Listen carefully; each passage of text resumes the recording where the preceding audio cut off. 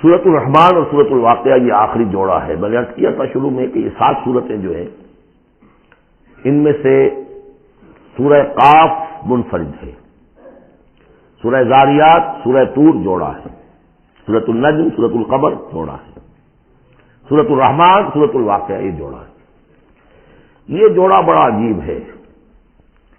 قرآن مجید کی یہ 2 صورتیں ایسی ہیں کہ نبوت، رسالت، وحی، ان تینوں کے ذکر سے بالکل خالی، ذکر ہی نہیں.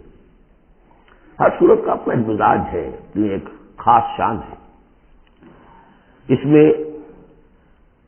اور دوسرے یہ کہ سورہ رحمان جو ہے یہ واحد صورت ہے پورے قرآن میں جس میں مسلسل خطاب جنوں اور انسانوں سے متواتر ہو رہا، پیرلل. ویسے تو یہ کہ یہ بات میں عرض کر چکا ہوں کہ جنوں میں کوئی نبی نہیں، ان میں روح نہیں ہے، روح آدم میں پھونکی گئی تھی، اور چونکہ ریسیپینٹ آف وحی از روح تو ان کے ہاں وحی نہیں ہے. لہذا وہ بھی جو انسانوں میں رسول آئے ہیں انہی کی ہدایت کے پیرو رہے.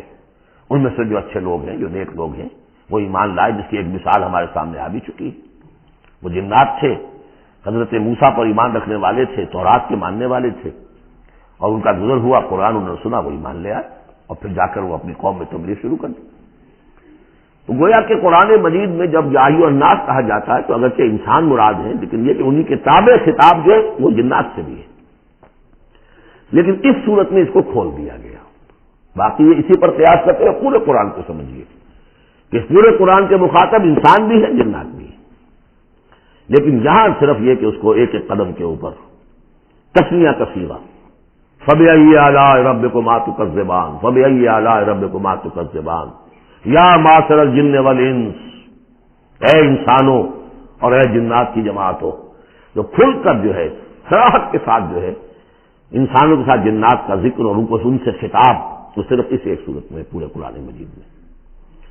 ایک اور بات یہ ہے کہ اس میں 2 جنتوں کا تذکرہ ہے، اور سورہ واقعہ میں بھی ایسا ہی ہے. ان دونوں میں ترتیب عجیب ہے مضامین کے اعتبار سے، جس کو کہ آپ مرر امیج کہتے ہیں. آج کل مکان بہت سے بنتے ہیں ایسے کہ بالکل مرر امیج ہوتے ہیں کہ یوں لا کے ملا دیے تو ایک جیسے ہوں گے. ڈرائنگ روم جڑے ہوئے ہیں، پھر کوئی بیڈ روم ہے، وہ ادھر ہے، پھر ادھر آخر میں پورچ ہے، وہی نقشہ ادھر ہے، وہی نقشہ ادھر ہے، تو گویا کہ ہے مرر امیج. تو ان دونوں صورتوں میں مضامین جو ہے مرر امیج کے ساتھ ہے.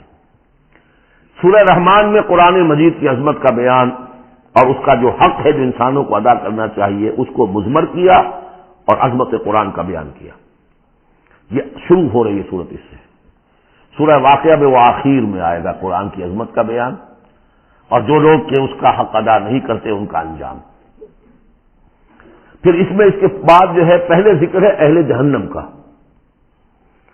اور اس کے بعد ہے 2 طرح کی جنتوں کا. 2 درجے ہیں اہل جنت کے. لیکن وہاں کیا ہے؟ پہلے تذکرہ ہے دو کامیاب گروہوں کا، اور پھر آخر میں تذکرہ ہے جہنمیوں کا. اس اعتبار سے اس میں مضامین کی بڑی گہری مناسبت بھی ہے، اور ایک مرر امیج کی ترتیب سے یہ عکسی ترتیب ان کے مضامین میں ہے. سورۃ الرحمان بسم اللہ الرحمن الرحیم. نوٹ کر لیجئے یہ ترجیحی جو آیت ہے اس میں 31 مرتبہ آئی ہے آیت. کل آیات 78 ہیں، جن میں سے 31 جو ہیں وہ تو در حقیقت فَبِأَيِّ آلَاءِ رَبِّكُمَا تُكَذِّبَانِ اس کی تکرار ہے. یہ اسلوب قرآن مجید میں یا تو سورہ شعراء میں آ چکا ہے، 8 بار وہ الفاظ آئے تھے، إِنَّ فِي ذَلِكَ لَآيَةً وَمَا كَانَ أَكْثَرُهُم مُؤْمِنِينَ وَإِنَّ رَبَّكَ لَهُوَ الْعَزِيزُ الرَّحِيمُ 8 مرتبہ. یا یہ القمر میں ہم 4 دفعہ پڑھ چکے ہیں، فَكَيْفَ كَانَ عَذَابِي وَنُذُرِ وَلَقَدْ يَسَّرْنَا الْقُرْآنَ لِلذِّكْرِ فَهَلْ مِن مُدَّكِرٍ. اور یہاں سورۃ الرحمان میں 31 بار آئے گا فَبِأَيِّ آلَاءِ رَبِّكُمَا تُكَذِّبَانِ.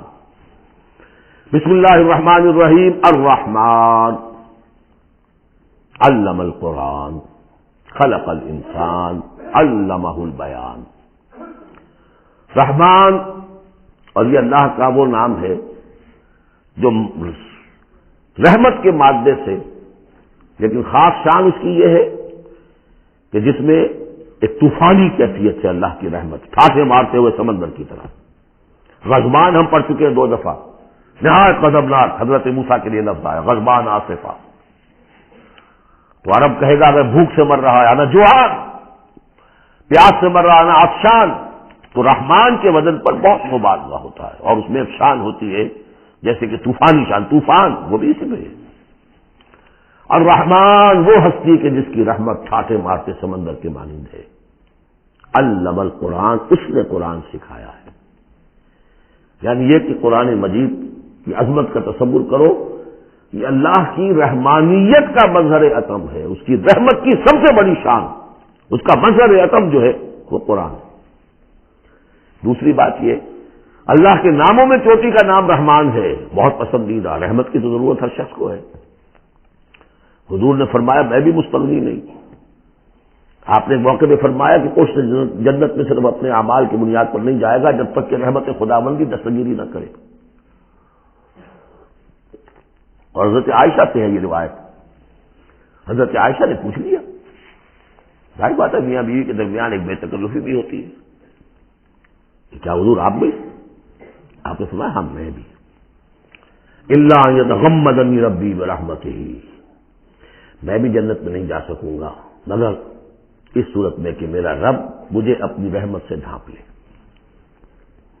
تو رحمان چوٹی کا نام ہے اللہ کے ناموں میں سے، اور جو علم اللہ نے دیا ہے انسان کو اس میں چوٹی کا علم قرآن ہے۔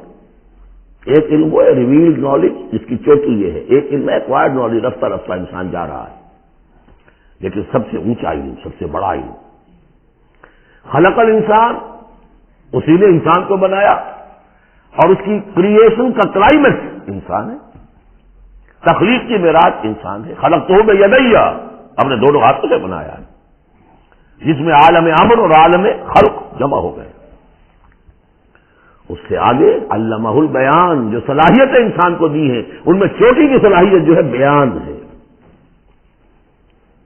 انسان کو کہا گیا حیوان ناطق، نطق، قوت بیان، اور یہ بات ہمیں معلوم ہے کہ یہ جو انسان کا جو برین ہے، ظاہر بات ہے گوریلاز میں بھی ہے، چمپینزیز میں بھی ہے، اور بھی حیوانات کے اندر بھی ہے، گھوڑے کا بھی برین ہے، لیکن یہ برین جیسے جیسے رفتہ رفتہ لوور اینیمل سے اوپر آپ آ کر دیکھتے ہیں، ہائیسٹ انسان کے اندر آ کر اس کا جو گرے میٹر ہے، وہ جو ہائیسٹ ایوالو فارم ہے، اس میں مختلف ایریاز ہیں۔ یہ ویژن کا ایریا ہے، آنکھ سے جو انفارمیشن جا رہی ہے وہ پھر ڈسائفر ہوتی ہے گرے میٹر کے اس پچھلے حصے کے اندر، ہیئرنگ ایریا ہے۔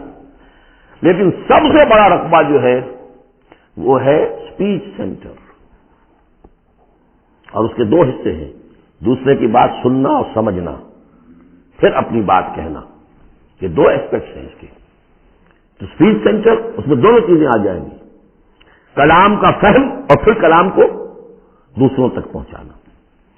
تو علمہ البیان، اللہ نے صلاحیتیں تو اور بھی دی انسانوں کو بہت سی، آنکھ بھی دی، کان بھی دیا، لیکن یہ آنکھ اور کان تو حیوانات میں بھی ہے، بلکہ بعض حیوانات کی بصارت ہم سے کہیں زیادہ آگے ہے۔ بعض حیوانات وہ ہیں کہ جنہیں روشنی کی بھی ضرورت نہیں دیکھنے کے لیے، بغیر اندھیرے میں بھی دیکھتے، ہم تو اندھیرے میں نہیں دیکھ سکتے۔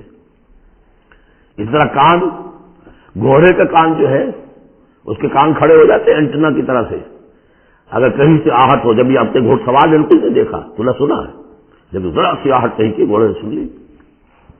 اس حوالے سے باقی چیزیں جو ہیں ان میں تو یہ کہ علیحدہ علیحدہ گنا جائے گا تو صلاحیتیں باقی شاید انسان سے بہتر بھی دوسرے حیوانات میں ہیں۔ سونگنے کی صلاحیت کتے میں جتنی ہے ہمارے پاس تو 1/100 بھی نہیں۔ حیوانات میں سونگنے کا ایریا جو ہے وہ بہت بڑا ہوتا ہے برین کے اندر، وہ سونگ کر چیزوں کو اندازہ کرتے ہیں کھانے کی ہے کہ نہیں ہے۔ لیکن انسان کے ہاں آ کر ہائیسٹ لیول آف برین میں یہ اسپیچ سینٹر ہے۔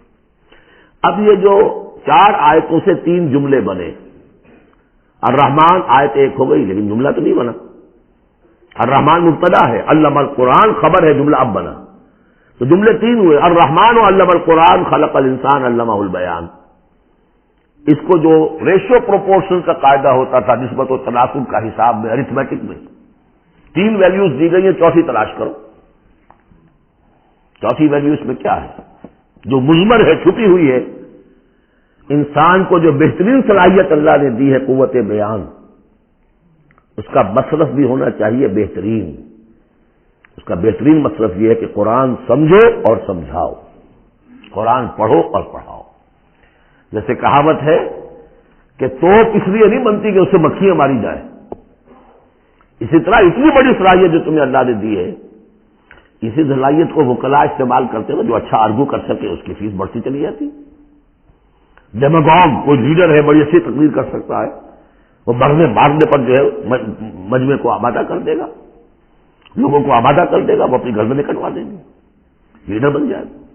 تو یہ صلاحیت جو اس لیے نہیں ہے کہ تو دنیا میں لیڈریاں اپنی بناؤ اس کے ذریعے سے، اس کا مصرف کیا ہے؟ قرآن سمجھو اور سمجھاؤ۔ یہ ہے بیان، اللہ کا بیان۔ اس بیان کو سمجھنا، پہلے تو اسپیچ سینٹر کا وہ حصہ جو ہے اس کو سمجھے، اور پھر اسپیچ سینٹر کا جو دوسرا جو حصہ ہے وہ اس کو بیان کرے۔ چنانچہ اس کو کھول کر بیان کر دیا محمد رسول اللہ صلی اللہ علیہ وسلم نے۔ حدیث ہے آپ کی جس کے راوی ہیں عثمان ابن عفان۔ دیکھیے نام کے اندر بھی وہ قافیہ مل رہا ہے، الرحمن علم القرآن خلق الانسان علمہ البیان عن عثمان ابن عفان۔ اب عفان کے بیٹے عثمان نے روایت کیا، حضور نے فرمایا خیرکم من تعلم القرآن وعلمہ، اور خیر یہاں پر سپرلیٹو کے سنس میں آ رہا ہے، تم میں بہترین لوگ وہ ہیں جو قرآن سیکھیں اور سکھائیں۔ اب سورہ قمر کے فوراً بعد یہ وَلَقَدْ يَسَّرْنَا الْقُرْآنَ لِلذِّكْرِ فَهَلْ مِن مُدَّكِرٍ الرحمن علم القرآن خلق الانسان علمہ البیان الشمس والقمر بحسبان۔ یہ سورج اور چاند سب ایک حساب کے ساتھ ہیں، ان کی گردش حساب کے ساتھ ہے، اسی حساب سے دن بن رہے ہیں، راتیں بن رہی ہیں، ہفتے اور سال اور مہینے بن رہے ہیں۔ والنجم والشجر یسجدان، نجم جو ہے تو ستارے، سورج اور چاند کے مناسبت سے تو اس کے لیے ستارے کی مفہوم ہے، لیکن نجم جو عربی زبان میں جھاڑیوں کو بھی کہتے ہیں جو زمین میں ہوتی ہیں، کیونکہ یہ ستارے بھی زمین میں اتنے نظر آتے ہیں جیسے کہ جھاڑیاں ہوں۔ تو نجم والشجر یسجدان، شجر کے حوالے سے اگر ترجمہ کرتے ہیں تو وہ جھاڑیاں، یہ بھی سجدہ کرتے ہیں، اللہ کے سامنے سربسجود ہوتے ہیں، ان کے سائے جیسا کہ کئی دفعہ آ چکا ہے۔ والسماء رفعها ووضع الميزان، اور آسمان کو اس نے بلند کیا اور اس میں رکھے ترازو۔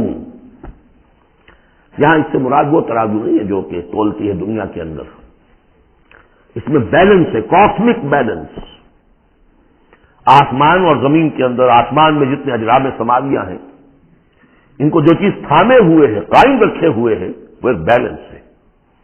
جو کشش ثقل ہے، ان کی مختلف، یہ سب ایک دوسرے کو کھینچ رہے ہیں، اور ادھر ادھر سے دونوں طرف سے جو کھینچ ہے وہ ہر قرے کو اپنی جگہ پر رکھے ہوئے ہیں۔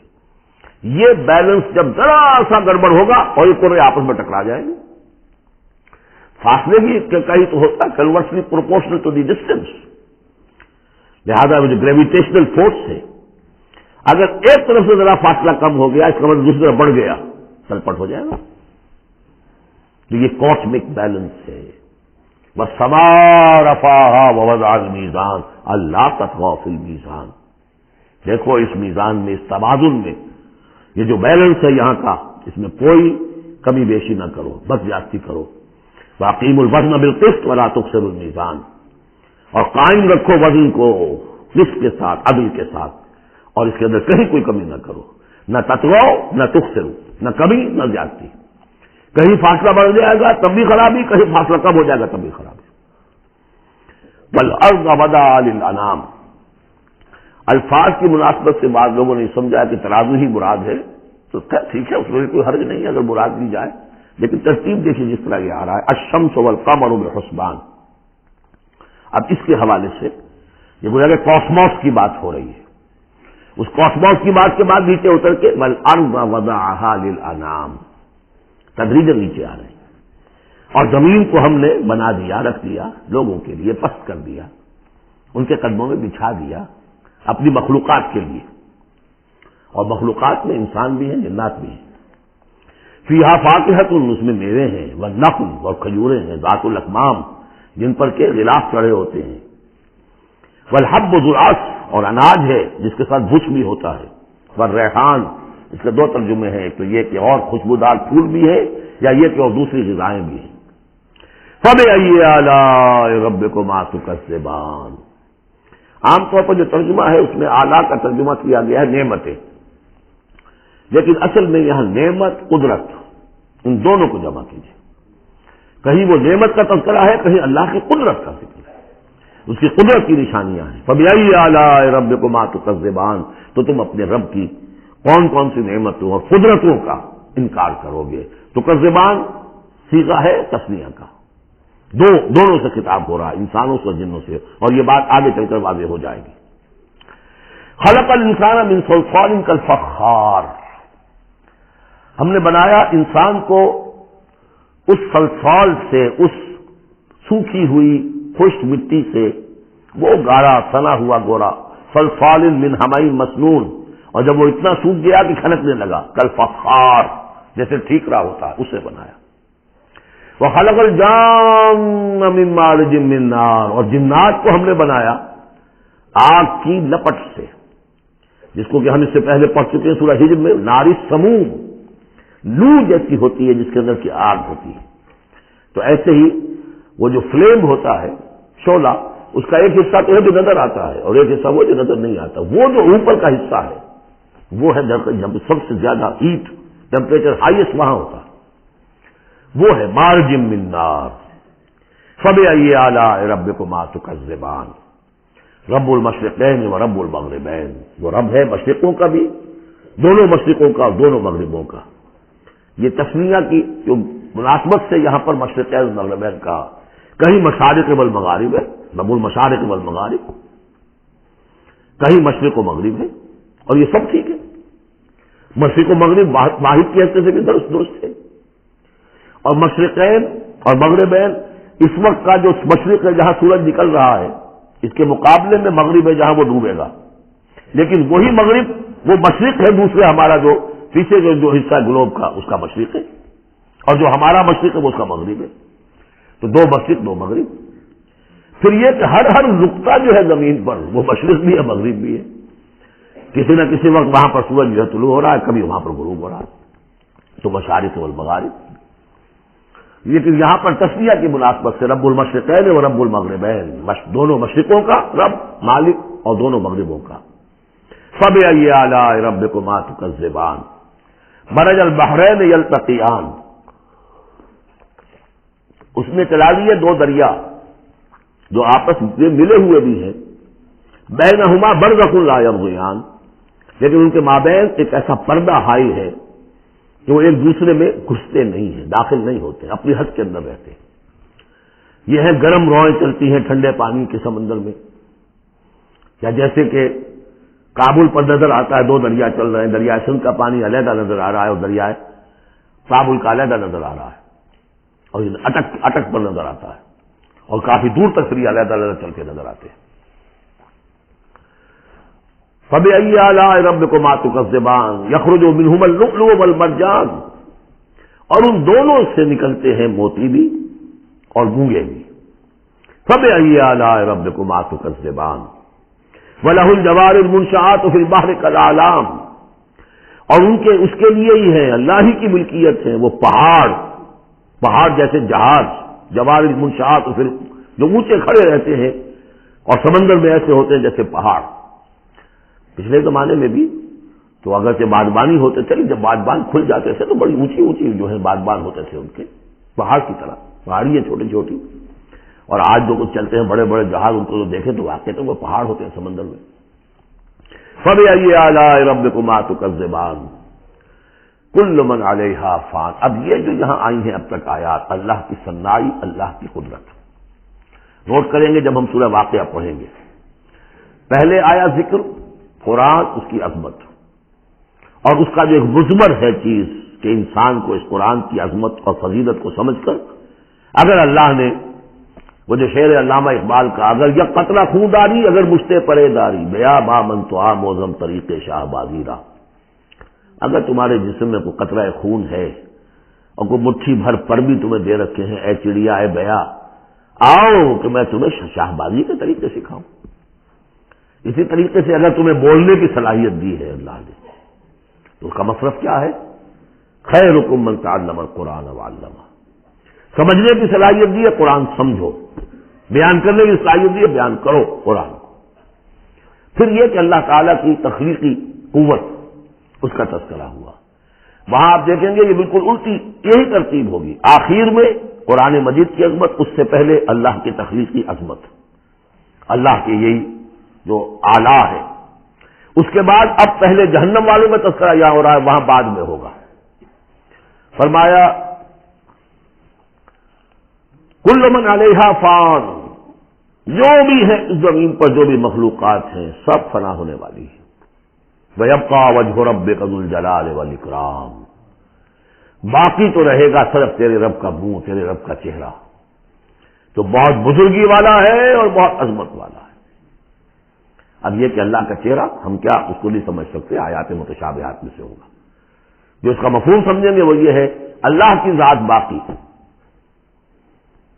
باقی سب چیز اللہ تعالیٰ کے سوا سب فانی، پوٹینشلی سب فانی ہے، اپنے طور پر سب کسی کا وجود جو ہے اپنے بل پر قائم نہیں ہے۔ اللہ جب تک قائم رکھے تو در حقیقت وہ خود اپنے بل پر قائم نہیں ہے، وہ تو اللہ تعالیٰ نے ان کو قائم رکھا ہوا ہے۔ کل من علیہا فان، اللہ باقی من کل فان، اللہ ہی باقی ہے، باقی تمام فانی ہے۔ وَيَبْقَى وَجْهُ رَبِّكَ ذُو الْجَلَالِ وَالْإِكْرَامِ فَبِأَيِّ آلَاءِ رَبِّكُمَا تُكَذِّبَانِ يَسْأَلُهُ مَنْ فِي السَّمَاوَاتِ وَالْأَرْضِ، جو بھی ہے آسمان اور زمین میں وہ سب اس کے در کے سوالی ہیں، اسی سے مانگ رہے ہیں۔ وجود بھی ملا ہے اسی سے، حیات کسی کے پاس ہے دی ہوئی ہے اسی کی، کوئی صلاحیت ہے تو دی ہوئی ہے اسی کی، کوئی ذہانت ہے تو دی ہوئی ہے اسی کی، روز کا رزق جو آ رہا ہے اسی کا عطا کرنا، ہر ایک قائل ہے۔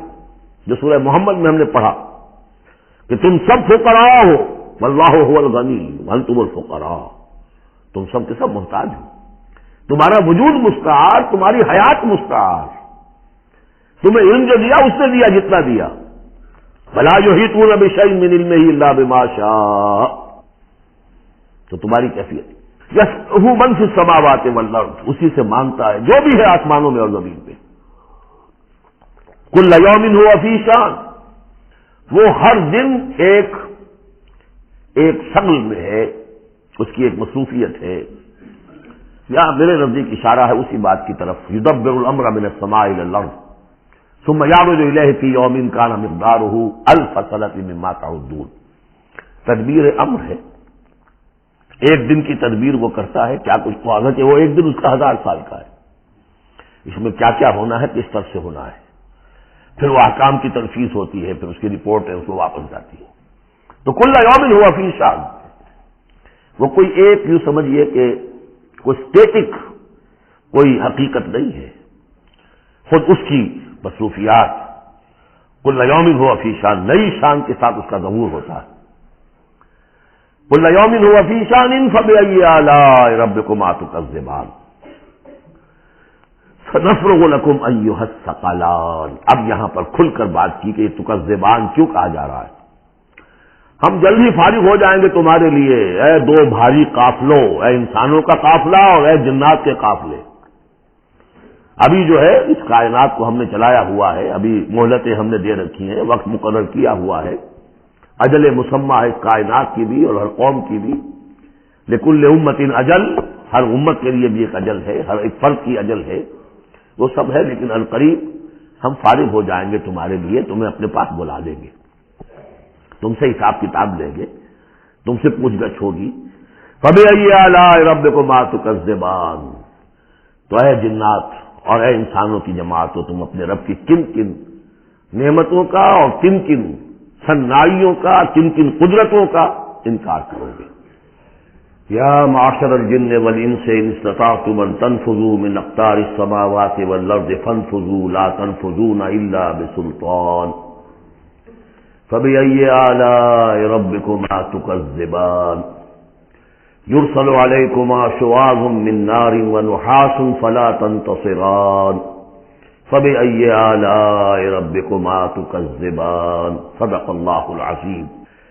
کیونکہ اس سے پہلے آیت آ چکی ہے سنفرغ لکم ایھا الثقلان، دو بھاری قافلے جو ہیں اللہ تعالیٰ کی مخلوقات میں سے، ایک قافلہ انسانیت اور ایک قافلہ جو جنوں پر مشتمل ہے، اب یہاں اس آیت میں، آیت نمبر 33 میں براہ راست ان سے خطاب ہے، اے گروہ جن اور اے گروہ انس، یا معاشر الجن والانس ان استطعتم، اگر تمہارے اندر استطاعت ہے، طاقت رکھتے ہو، ان تنفذوا من اقطار السماوات والارض، کہ تم نکل بھاگو آسمانوں اور زمین کے دائروں سے، کناروں سے، تنفذوا تو نکل جاؤ، لا تنفذون الا بسلطان، نہیں نکل سکو گے مگر اللہ تعالی کی سرحد کے ساتھ۔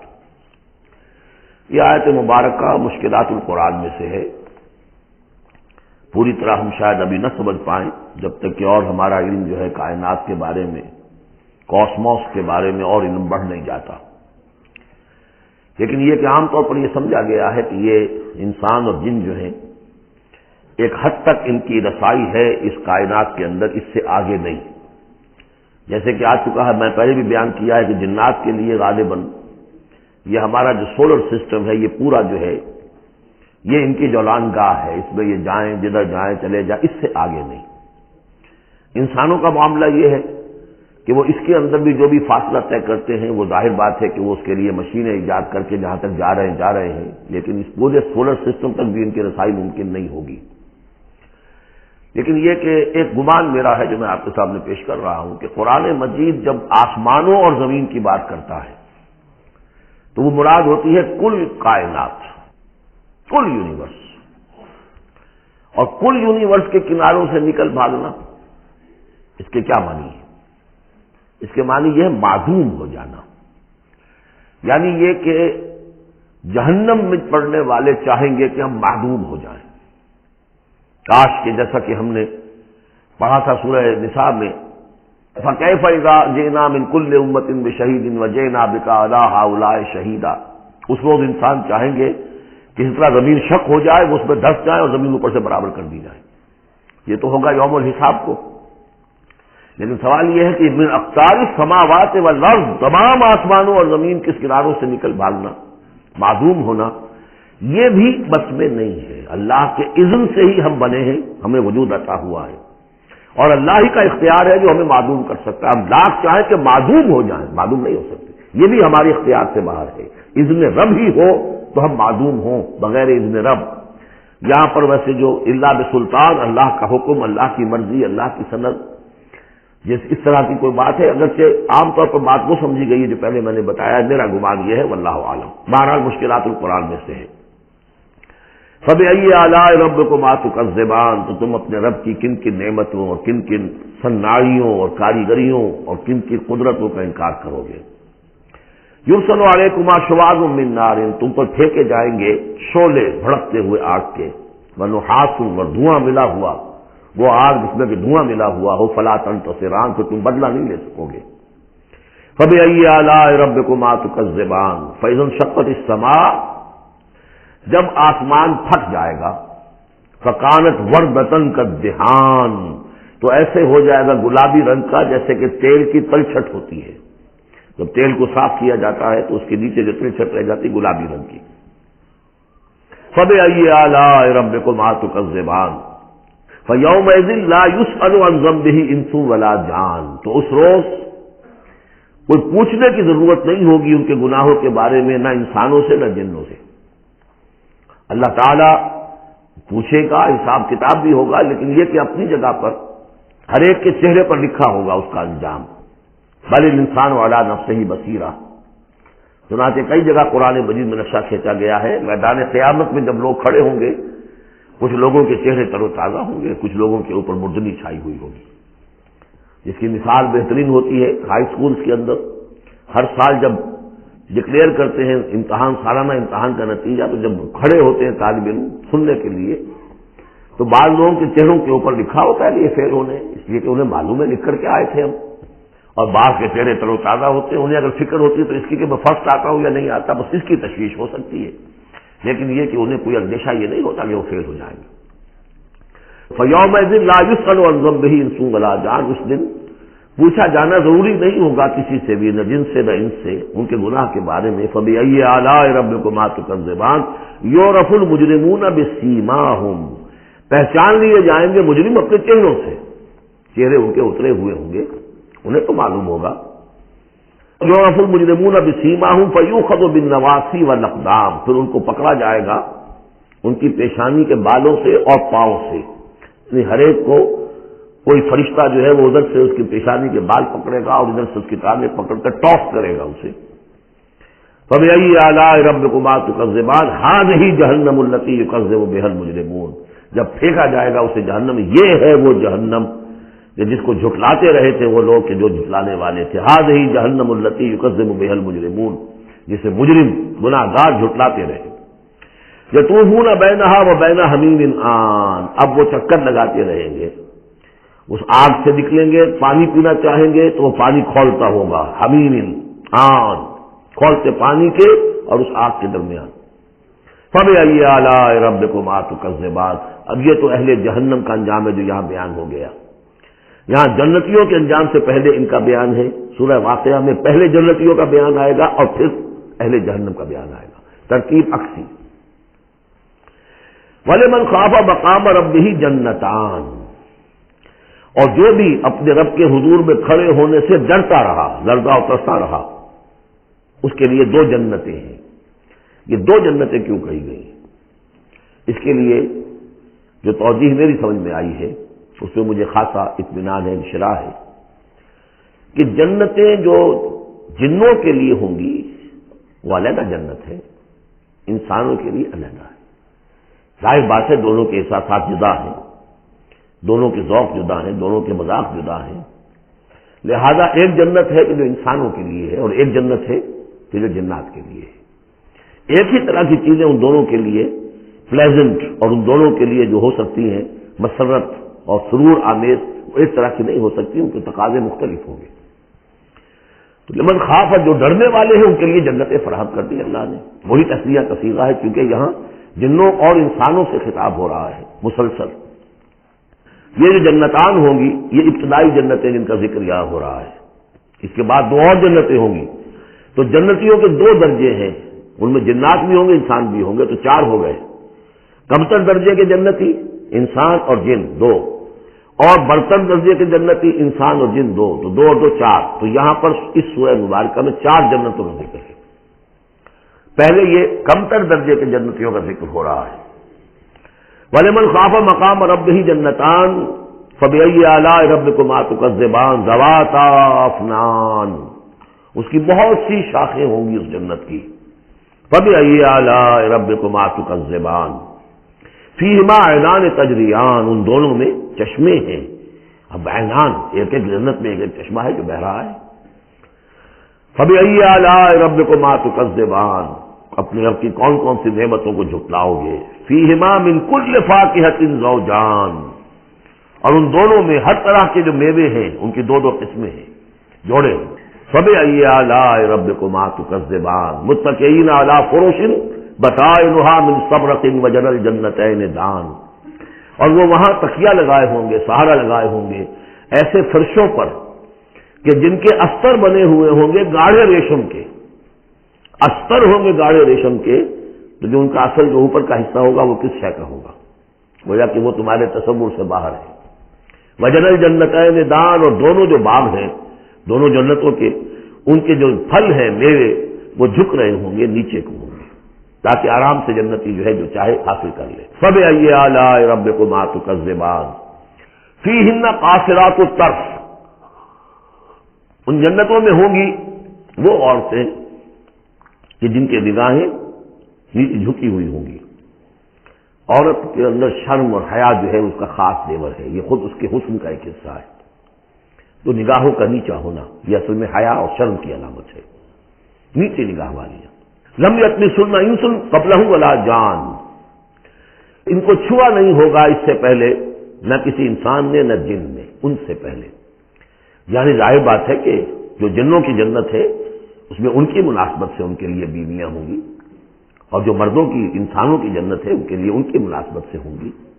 और वो जो होंगी जो जन्नत जन्नात की है उनमें जो भी उनके लिए होंगी उनकी बीवियां, उन्हें भी किसी जिन ने पहले छुआ नहीं होगा। और इसी तरह इंसानों के लिए जो जन्नत होगी उसमें जो उनको बीवियां दी जाएंगी उनको किसी इंसान ने पहले नहीं छुआ होगा। फबिअय्यि आलाइ रब्बिकुमा तुकज़्ज़िबान कअन्नहुन्नल याक़ूत वल मरजान, وہ جو ہوں گی بیویاں دی جائیں گی ان جنتوں میں وہ ایسے ہوں گی جیسے لال اور مونگے.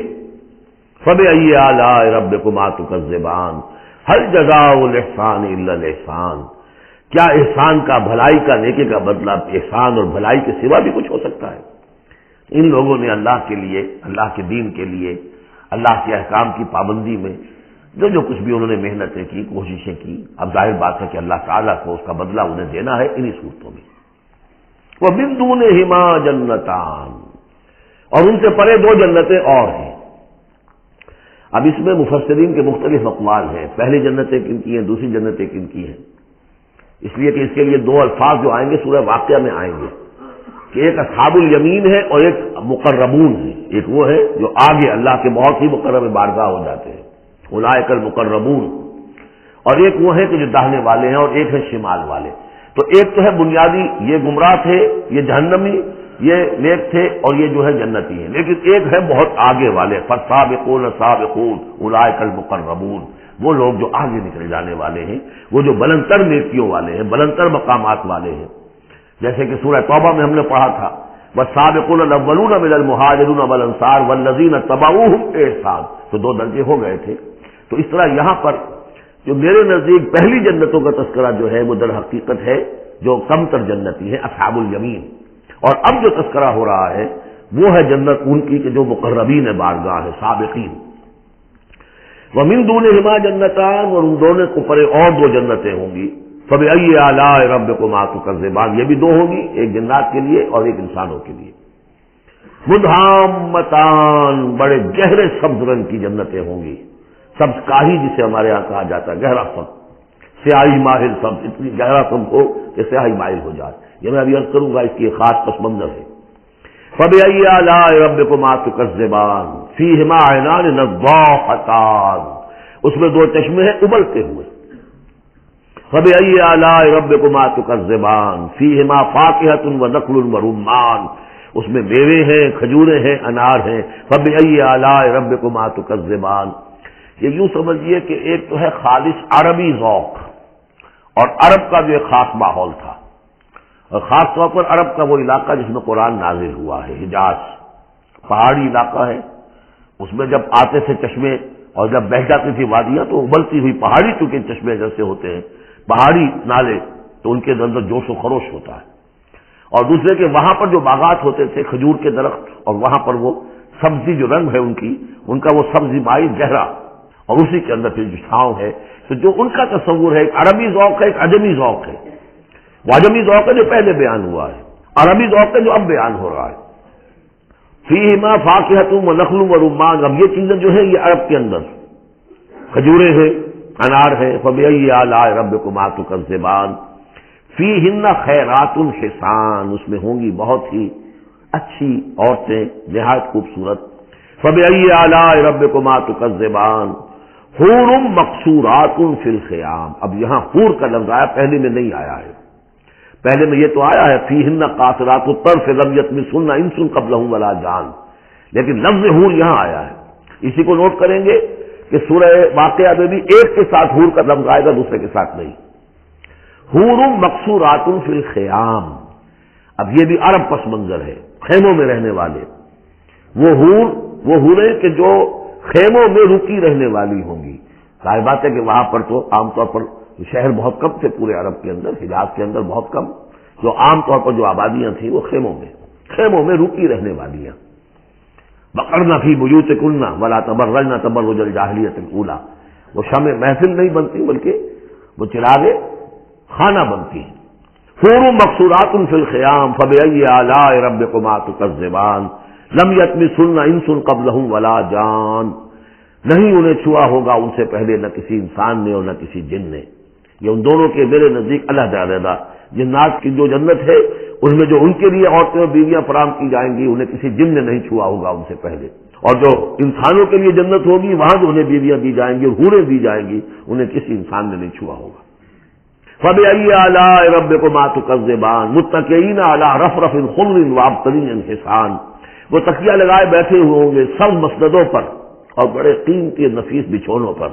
فبأي آلاء ربكما تكذبان تبارك اسم ربك ذي الجلال والإكرام، بہت بابرکت ہے نام تیرے رب کا جو بہت ذی جلال بڑائی والا ہے اور اکرام عظمت والا ہے۔ اب اس میں آپ نے دیکھا نبی، رسول، کتاب، کسی کا کوئی تذکرہ نہیں، اللہ اور آخرت، جنت اور دوزخ، باقی اللہ کی کریٹو جو اس کی ایکٹیویٹی ہے، آیات آفاقیہ، آیات انفسیہ، تذکیر بآلاء اللہ، ان کا ذکر ہے۔ تو منفرد ہیں یہ صورتیں دونوں اس اعتبار سے، اور جوڑا ہونے کے وہ نسبت آپ کو بڑی نمایاں نظر آئے گی اس میں۔ وہ مضامین جو یہاں آئے ہیں ایک ترتیب سے، یہاں اس کی عکسی ترتیب سے۔ بارک اللہ لی ولکم فی القرآن العظیم ونفعنی وإیاکم بالآیات والذکر الحکیم۔